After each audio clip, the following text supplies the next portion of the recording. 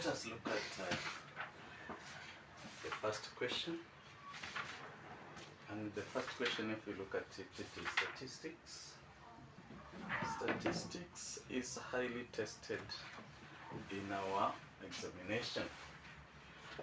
Now, statistics comes in two forms. We have statistics that is tested at Form 2. And in Form 2, this one is Form 2 statistics, whereby you are to calculate the mean, the median, identify the model class, and draw a histogram. At Form 4, you will use a different method where you will be calculating the mean using a working or assumed mean, and also you will go to an extent of calculating variance and standard deviation. But this is purely Form 2. And the statistics is very important in our daily lives because you use the information to make decisions. And look at this question. The question says, the table below shows marks scored by 40 students in a mathematics test. So this is how they performed. Maybe it was marked out of 100. And you want to make a decision on their performance. Therefore, you have to calculate their mean. The mean is a mark that shows if the total marks were to be distributed to everybody in that class, how many marks would each get. And it gives a clear picture of that performance. Then the median will always show the mark at the center if the performance was arranged from the smallest to the highest, or from the highest to the smallest. So it is also another measure of central tendency. And at this level, we don't calculate the mode.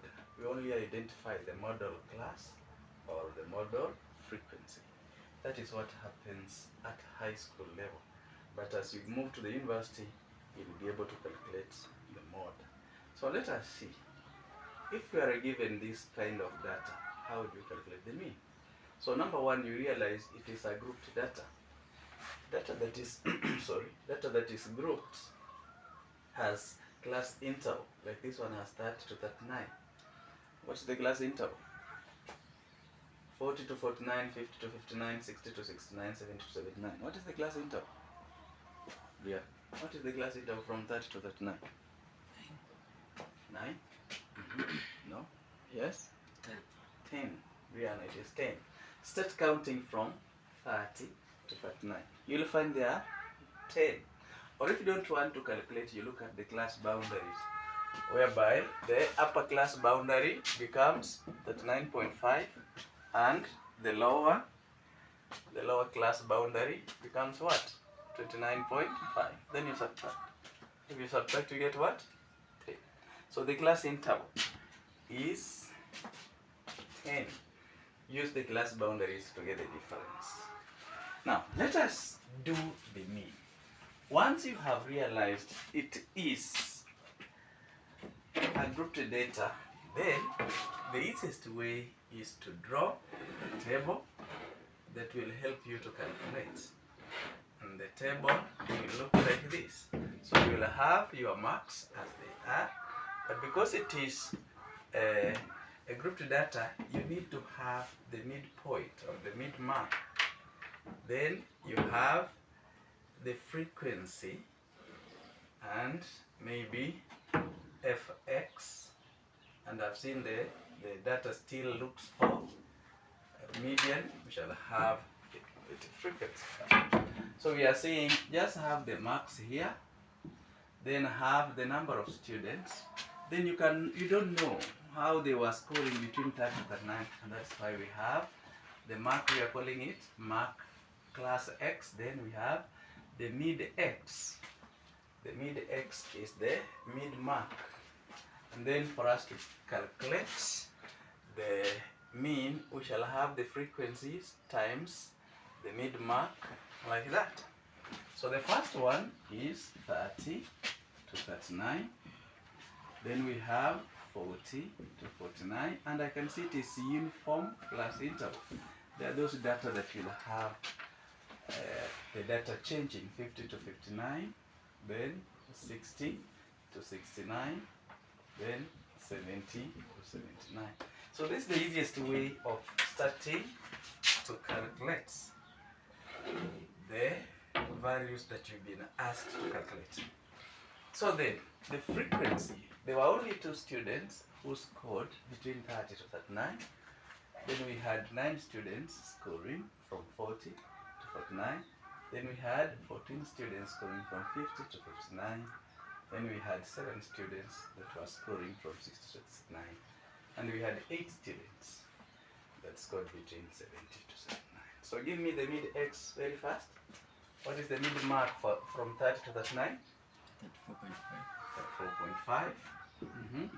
Then this other one will be 44.5. 44.5. What happens is just take 40 plus 49 divided by 2, or to put it clearly is take the lower limit plus the upper limit divided by 2, the average of the two. Then this one will be 54.5. This is 64.5. This is 74.5. Now we are saying in this class a student was scoring 34.5, but there were 2 of them. How many marks did they bring? It becomes the frequency times the midpoint. Fx is this times this.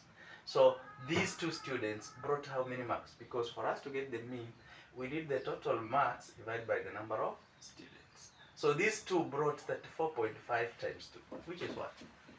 What's that 4.5 times 2? 69. 69. This other one? What 4.5 times 9? 400.5. 400.5. 54.5 times 14? 763. 763. Yes, 7. Here you just use your calculator. 763. Point something? 64.5 times 7? 451.5. 451. Point. And then 74.5 times 8? 596. 596. Like that. Now we are saying the marks that all these students scored, we can now sum them up. We get the summation. So here you write summation fx to see the total marks the students scored in the test. So you add summation fx means add all these. So what do you get when you add? 2280. 2280. And how many students were there? You go to the frequency and add. You say summation f, which is what? 40. And it is even given in the test. So how do you get the mean? The mean equal to summation fx over summation f, like that. So which equal to 2280 over 40. So how many marks was each getting? When you divide, what do you get? 57. 57 marks. Now you can see the teacher can easily tell the performance of the students. All of them, each was getting 57 marks, and if there is some correction to make, the teacher can make. So this is the answer for the mean mark. So let us move and see how is the median calculated. So for you to calculate the median, you need to have cumulative frequency column. You need to have cumulative frequency column. So it is this cumulative frequency column that arranges the data from the lowest to the highest. So you just introduce here cumulative frequency. And cumulative frequency, you start with this. So it is 2. That means 30 to 39, we have 2 students. Then what do I write next? What is here? 11. So what does 11 mean? Students that scored marks from 30 to 49 were 11. Were 11, yeah. So students who scored from 30 all the way to 49, they were 11. But you can even see they were 2 plus 9, which is 11. That's why it is a cumulative frequency. So this one becomes what? 11 plus this. Brian, you are seeing how we are moving. You start with this, you add this, you get this. So this plus this, you get what? 20? Is it 25? Yes. So we are saying 25 students scored from 30 to to 59 marks. And then 25 plus 7 becomes 32. And then this becomes what? 40 total. 40. N is the total mark. So remember, we want to look at the median. Median, we shall not use the mean anywhere to calculate our median. So let us look at median. I've said step number 1 for median is to come up with the cumulative frequency curve. Not curve, column. Median equal to, median, you get the lower class limit of the median class plus total cumulative frequency over 2.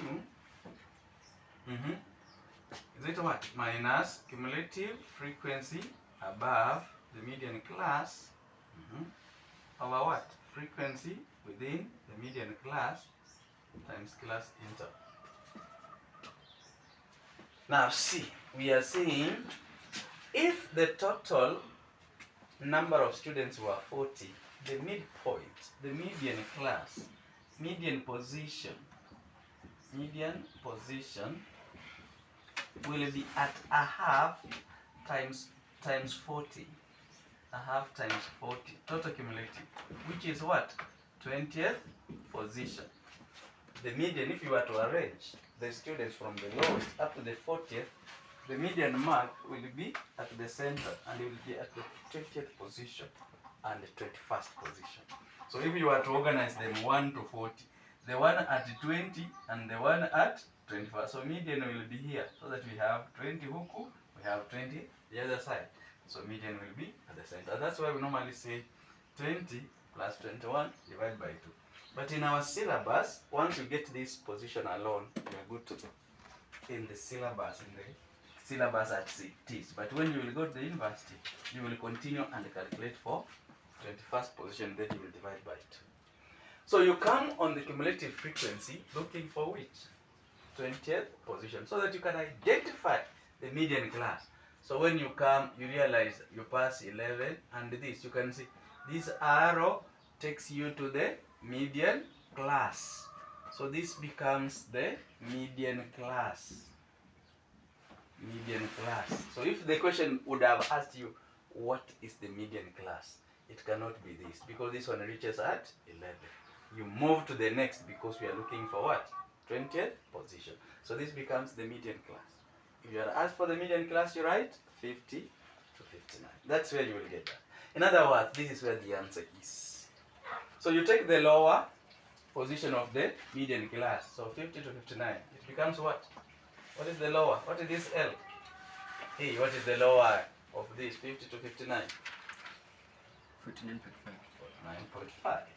So you take 49.5 plus, you are looking for 20th position. So you write 20 minus already what you have taken care of, the cumulative frequency above the median class. You can see this 11 is above the median class, or cumulative frequency above the median class, which is 11. So divide by the frequency of the median class. You can now see the frequency of the median class is 14. And then you multiply by the class interval. And the class interval, we saw it was 10. So when you go to your calculator, what do you get? You get 49.5 plus. So you can see 20 minus 11, it's 9. 9 divided by 14, just go like that on the calculator. 9 divided by 14, what do you get? 0.6429. Then multiply by 10, what do you get? 6.429. 6.429. When you add the two, what do you get as the median? 55.93. 55.93 marks.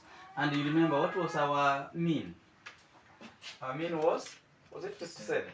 You can see 55.9, which is almost 56, and the other one was 57. Median and the mean are giving us the figure at the center of this data, and that's why they are referred to as measures of central tendency. Even the mode, if you were to look for the mode, although I said you only identify the model class, you can see the model class is that what the class with the highest frequency? And you can see it is between 50 to 59. So this kind of data, we say it is normally distributed because measures of central tendency are found at the center. And that is how you calculate mean and median. Any question, Priya? No.